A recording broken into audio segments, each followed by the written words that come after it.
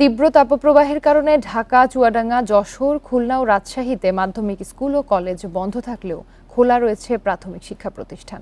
সকাল ৮টা থেকে রাজধানীর বিভিন্ন শিক্ষা প্রতিষ্ঠানে ক্লাস অনুষ্ঠিত হচ্ছে। তবে তাপপ্রবাহের মধ্যে বিকাশে কম খরচে ক্যাশ আউটের লিমিট বেড়ে ৫০,০০০, প্রিয় এজেন্টও ২টা।